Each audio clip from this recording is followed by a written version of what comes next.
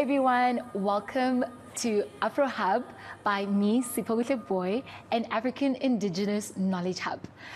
In this segment, we will be having different artists, talking about musicians, painters, dancers, people that we see that they've got more of a story behind their art. We're going to be unpacking that.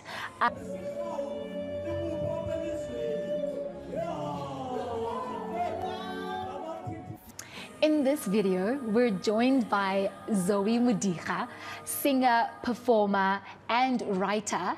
Super excited. Welcome to AfroHub. Thank you so much. I'm very excited to be here.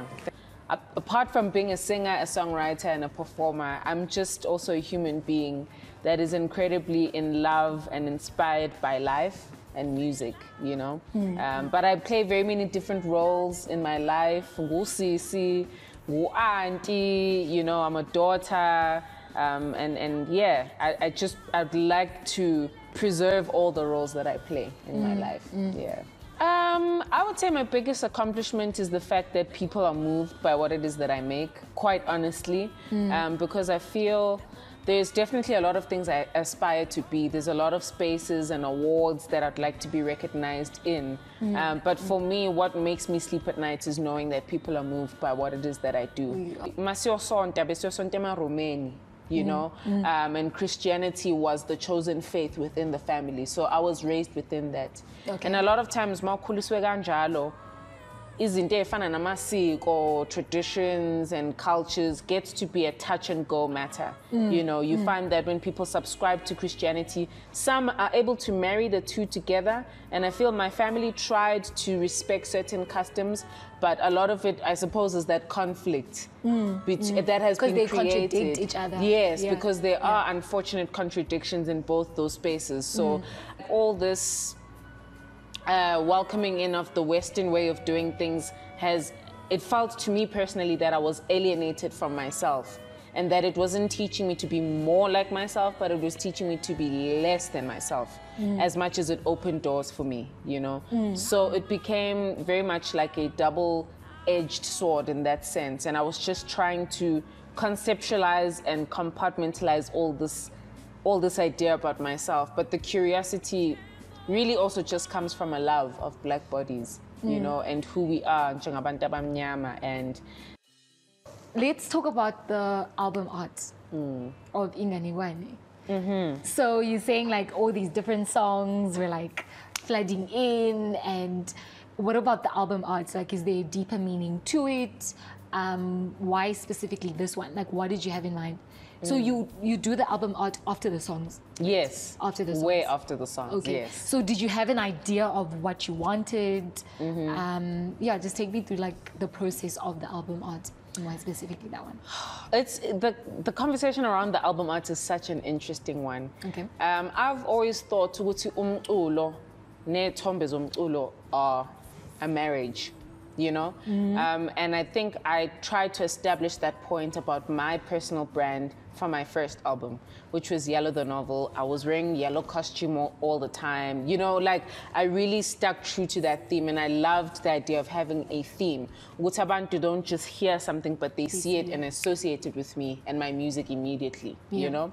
So going into this album, I was like, I don't want to do the color thing anymore. It started becoming very tedious towards the end, because I was performing for 3 years, having to look for fabric and costumes for 3 years. I was like, guys, sing it right, sing it right, sing it right.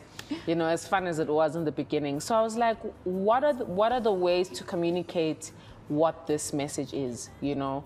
And now we're celebrating black bodies, we're celebrating identity, and black bodies not just of people in the continent and the country, but all over the world. If umuntu omnyama ngifuna ukuthi uyibone uyithande, or to see something in you being ignited that you might not have dealt with or seen before, you know? And when I thought about us as a people, again, it goes back to the beginning. I thought of ugogo, mangivakashela, my maternal grandmother, because I lived with my maternal grandmother. I'm talking about my paternal grandmother. Okay. Mangiyomvakashela kwampisi, there used to be cattle, you know, naturally, as any space that is a homeland Emakaya would have. You know, you have your chickens, you have a large garden, you have a toilet that has an interesting way of being used. You know, there's all these beautiful quirks. The toilet is like you know, I used to be scared of those toilets in Sakula. You know, so when I'd go and visit there, I would have this moment, because you know, sometimes the cows get walked out or they travel across the fields and whatnot, and then they come back into the stable that they belong. Okay. So when they were brought back, I would have so many random moments where I would look at cows for long periods of time and just stare at them. And I remember this one time, Ukoko looked at me like, this girl is crazy. Yeah. Like umakhulu was like, you know. Like like yeah, I would just chill there and just be taken in by the entire experience of just seeing this, you know. Yeah. And it's one of the fondest memories I have of my paternal grandmother, and just I remember it. I mean, I was very young. I think I was probably 6 when that happened, but I remember it so vividly, the feeling of it, and just how natural it was. And I realized that cows were a big part of that, and I was enamored by cows. And as I get older, I realized iy'nkomo for different things as African people. You know, they were a part of our identity, you know. When we think of cows, we think of food, we think of clothing, we think of dowry. When you are marrying someone, there's usually a getting together of 2 families that involves cattle. And when you think of cattle, you think of land, you know, and the ideas of conversations around land and us as black people have been so prominent in the economy. But for us, cows were an economy as well. You know, cows were a sense of wealth for us as well. You know, so I thought the cow was a beautiful symbol for a lot of the conversations that I was trying to ignite in the album and just in conversation generally. And I thought it would capture beautifully, you know.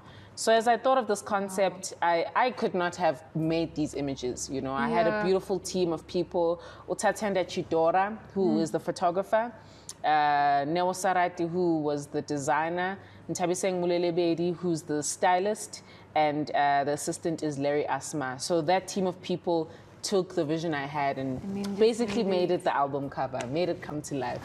That's beautiful. Yeah. And then how was the feeling of like translating what the concept that you had in mind and then seeing it? It was incredibly beautiful. It was incredibly beautiful. It's one thing to envision something, but you never know. Everyone has their own calling, their own purpose. And if they're sold to your vision, they bring in something that you wouldn't have. And I've been blessed both musically and visually to relate with people that helped me in that way, you know. And just to add, I forgot to mention Utsedi Somonaheng, who did the EPK in the space that we were shooting the album cover as well. And that's where I also explained the idea of the album cover, you know. But it's really beautiful. So Zinkomo Zamanyanyan is yeah? No, Yinkomo. Like they're not edited in. We went to the cows. Like they're real cows. They're real cows. And you were not scared? No, because remember when I was young, I was enamored. I could almost have worshipped them. Like I just found so much mystery and spirituality and like just beauty in them. So going there again felt like it was a full circle. It felt like I was going back to my young self again, and I was living out that experience. And then now you're like all around them. Yeah. Oh, that's beautiful. And like also when you're talking about like just standing and watching the cows, you're reminding me of like my trip when I went to like Eastern Cape to shoot my vlog. And then I remember like in the morning I used to do that because I was still mesmerized by like buses Laline and everything. And so I was just like listening to what's this? Cows, chickens, and then I'd also notice like how they make sounds in like a pattern, like this house will start, that house will start, and then I'd just like be standing there just looking. And then I remember when your mama came to me, she's like, "When's Zaini?" And I was like, "I'm just listening to them." And she just looked at me like, "What?" Like city girls.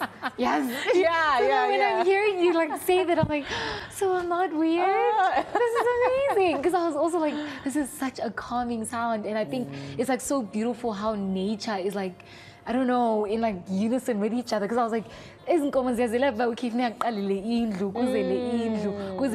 it starts again. It's like this beautiful pattern. So you're not weird. I'm not First weird. and foremost, you're not weird. I'm not and weird. I think njengabantu abamnyama, actually, I get, and it's not to single us out njengabantu, but just to speak on our particular experience. I feel like if we allow ourselves, we can come alive the most around nature, you know. And I feel like a lot of the Western ways of living and being that we've adopted have kind of removed us away from ourselves.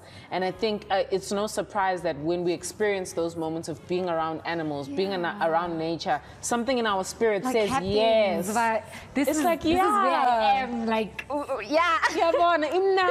Like, and the stars, you just notice all these things you take and for you can't even like granted. comprehend that. Like, you can't even articulate it. Do you feel like, I don't know what is going on, but here, I need to be here more. Yeah, I think I so. need now. to be here There's more. something about Untonya and just being around nature and feeling calm around it. So thank you for that. I'm not weird.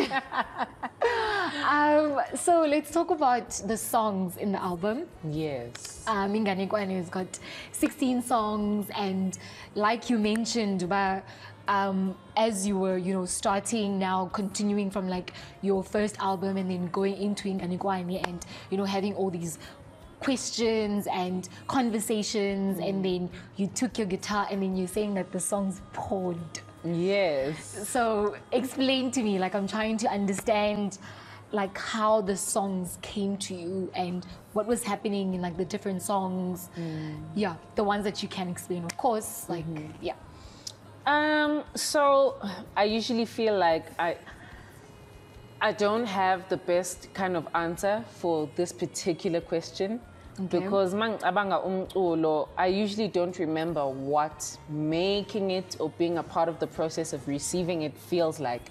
I usually don't remember that because it feels like it's outside of myself. There's very few songs I've created where I'm like, yeah, we made a plan, Yeah. I'm a part of a band collective as well. And I feel like in the band collective, because there's 4 minds, I operate from spirit and mind and soul, but I definitely operate from logic a lot more in that band, because when you contribute different aspects, you have to be a bit strategic. Okay, so kuluma kind of thing, Okay. But with my own stuff, because I have more freedom, so to speak, I feel like my experience of creativity feels like I set the intention.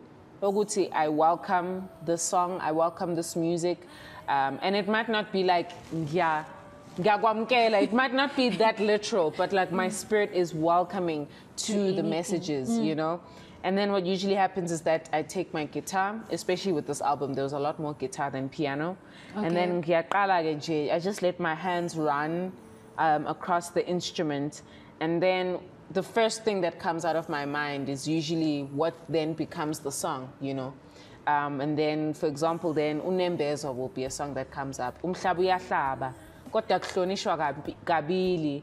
Izenzo zakho ziyakulandela, phila ngaphandle kwamacala, In that particular song, for example, I would be maybe in the mind space of thinking about that, like being a person who has a conscience and being accountable for my way of living, and what are the consequences for my actions to someone else and to myself, It's a song about that. So, it's not the most logical way. I definitely work a lot more from my feelings, but it does feel like something is coming down on me from like a higher power, and I'm just translating it out. And then I have the privilege and the honor of making it a verse and a chorus and, putting it and structuring it, But that really is the best way I can explain my creative process. I've dreamt songs, but I never remember them when I wake up. So maybe I need to investigate that and understand why. But I have dreamt songs, and when I dream them, I'm like, wow, this is the most beautiful thing I've ever heard. And then I wake up and I can't remember anything. And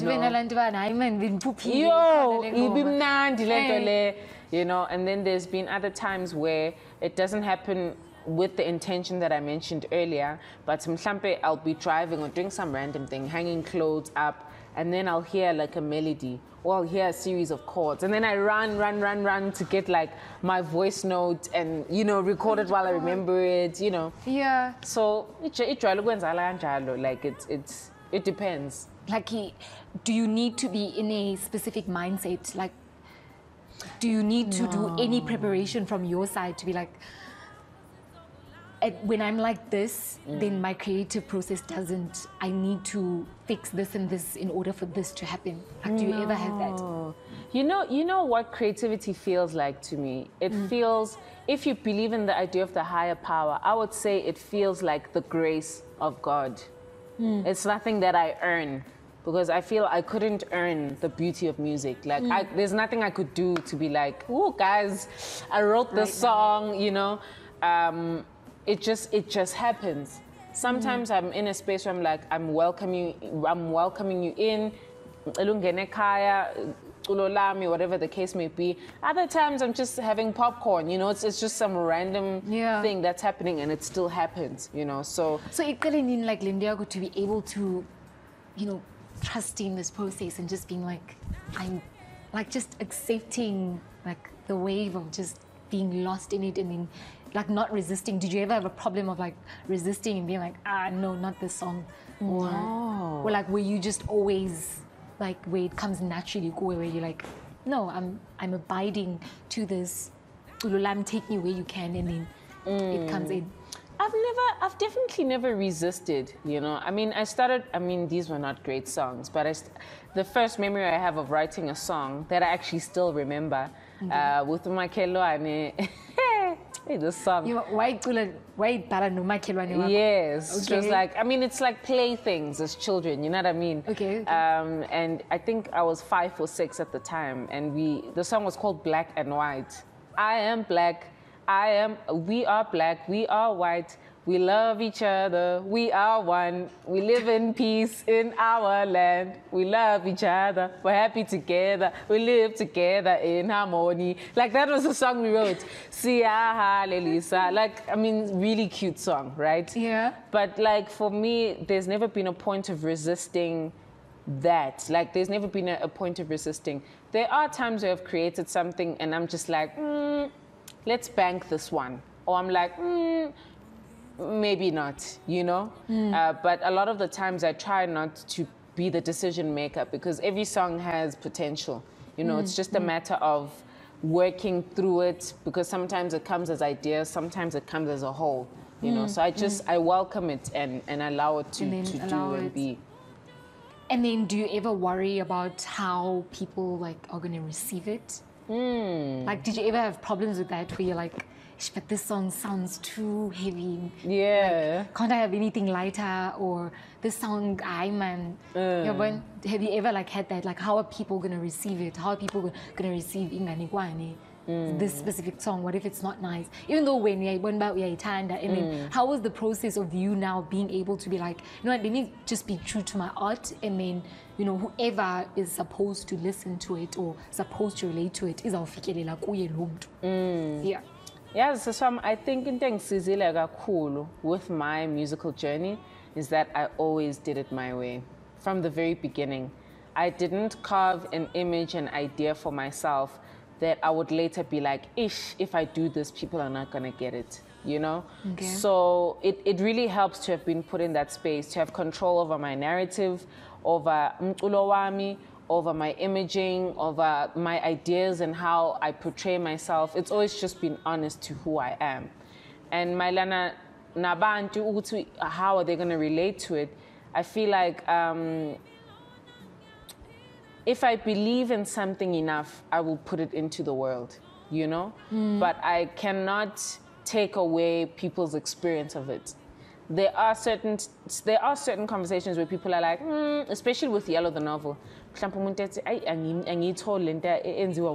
you know? Like, I've run into those conversations, and for me, obviously it's not easy because you're working from like your heart and your spirit, and that's a very vulnerable part. So when you hear something that doesn't embrace that, it doesn't feel good, you know?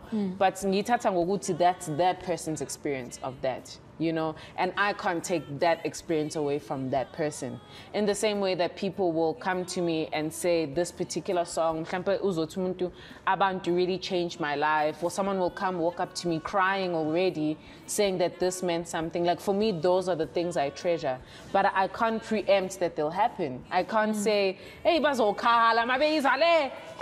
I can't in studio, I can't just be like, I don't know what's gonna make. I mean, there's one song actually in INGANEKWANE that has received so much reaction. Abantu is the name of the song.